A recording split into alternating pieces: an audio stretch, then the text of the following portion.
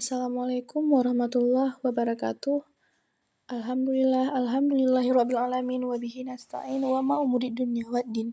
Asyhadu an la ilaha illallah wa asyhadu anna Muhammadan abduhu wa rasuluh la nabiyya ba'dah.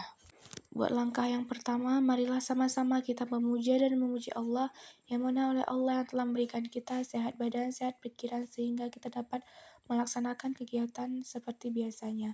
Tak lupa pula salawat bermahkotakan salam kita hadiahkan kepada baginda alam Nabi besar Muhammad SAW. Penghormatan saya kepada Ibu dosen pengampu mata kuliah Psikologi Islam, Ibu Dr. Hafnidar, SPC MSc PhD.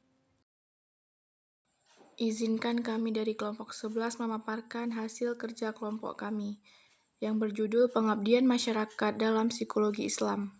Adapun anggota kelompok 11, yang pertama ada saya sendiri sebagai moderator dan pemateri pertama, yaitu Faiza Razika dengan nomor NIM 2106200021, dan rekan saya yang bernama Asmita Dewi Aryani Siregar dengan nomor NIM 2106200013.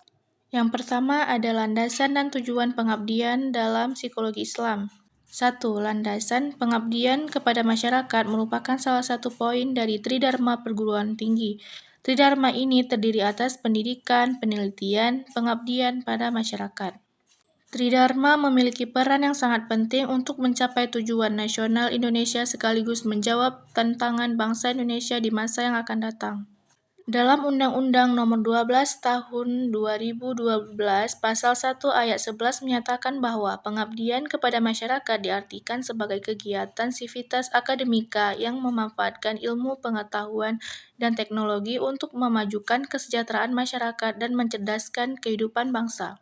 Dalam Al-Quran, Surah Az-Zariyat ayat 56, Allah Subhanahu wa Ta'ala berfirman, yang artinya, "Dan aku tidak menciptakan jin dan manusia melainkan supaya mereka mengabdi kepadaku."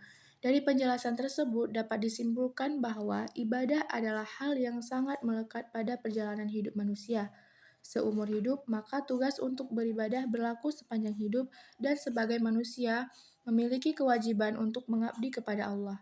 Pada konteks perjalanan kehidupan manusia, maka terdapat lahan untuk melakukan kebaikan dan beribadah kepada Allah Subhanahu wa Ta'ala dengan cara melakukan pengabdian kepada masyarakat. Berdasarkan beberapa landasan hukum di atas, pengabdian kepada masyarakat dalam psikologi Islam merupakan sebuah kegiatan yang ditujukan kepada masyarakat guna mencapai tujuan nasional bangsa melalui bidang psikologi Islam yang tentu tidak terlepas dari nilai-nilai agama Islam sebagai upaya dalam menjalankan kewajiban manusia untuk beribadah dan mengabdi kepada Allah Subhanahu wa Ta'ala.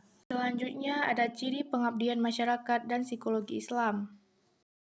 Pertama ada melakukan suatu sarana pendidikan pada masyarakat. Kegiatan pendidikan pada masyarakat dapat membentuk pendidikan formal dalam rangka pendidikan kesinambungan atau continuing education. Yang kedua ada melakukan kegiatan pelayanan pada masyarakat. Di sini ialah memberikan pelayanan secara profesional oleh perguruan tinggi kepada masyarakat yang memerlukannya. Yang ketiga adalah membentuk kegiatan yang memiliki keuntungan untuk dalam jangka waktu yang cukup lama kepada masyarakat, seperti membuat suatu usaha, produk, atau lahan yang dapat menghasilkan. Materi selanjutnya akan disampaikan oleh rekan saya, Asmita Dewi Aryani. Baiklah, berikutnya adapun jenis-jenis pengabdian dalam psikologi Islam. Yang pertama adalah psikoterapi dalam Islam. Secara harfiah, psikoterapi berasal dari kata fisiko yang berarti jiwa, dan terapi berarti penyembuhan. Psikoterapi dengan demikian dapat diartikan sebagai penyembuhan jiwa.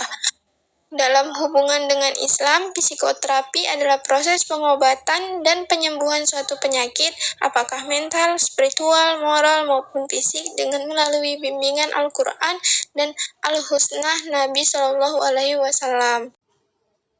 Psikoterapi dalam Islam. Sejumlah psikolog Eropa, yang muslim maupun non-muslim, mereka melakukan berbagai penelitian monumental, mengadaptasikan dan menstandarisasikan tes-tes psikolog barat yang bermanfaat. Penggunaan sebagai pengukuran yang telah mengalami itu ialah sekolah, rumah sakit, industri, dan militer adalah sumbangan besar yang telah dapat diberikan oleh seorang psikolog muslim terhadap bangsanya. Ini merupakan pelayanan terhadap bangsanya, atau biasa disebut dengan pengabdian. Selanjutnya ada psikologi pendidikan dalam Islam. Sebagai hasil sistem pengajaran seperti itu, yang juga karena setidaknya pengetahuan guru tentang dunia luar, kurikulum studi Islam yang diajarkan hanya sebatas pada situs keagamaan, fikih, dan hafalan beberapa bagian Al-Quran dan hadis saja. Selanjutnya yaitu psikologi sosial Islam, di mana psikologi sosial Muslim banyak melakukan berbagai penelitian berkenaan dengan faktor spiritual dan psikososial yang paling beradab. Misalnya saja, keberhasilan melepaskan diri dari ketergantungan terhadap alkohol, yang sudah demikian berjangkit dalam masyarakat Arab masa itu. Kasus ini biasanya menjadi sumber inspirasi bagi sebagian ilmuwan muda. Konsep kepribadian Islami. Memang benar bahwa teori kepribadian dapat menjadi sebuah subjek yang sulit jika ditinjau hanya dari sudut pandang Islami.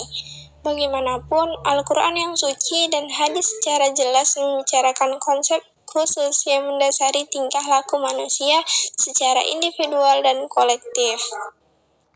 Terima kasih kepada Saudari Asmita Dewi Aryani telah memaparkan beberapa materi. Silakan bagi teman-teman yang ingin bertanya berkomentar di bagian kolom komentar. Sekian dari kelompok kami, mohon maaf jika terjadi banyak kesalahan.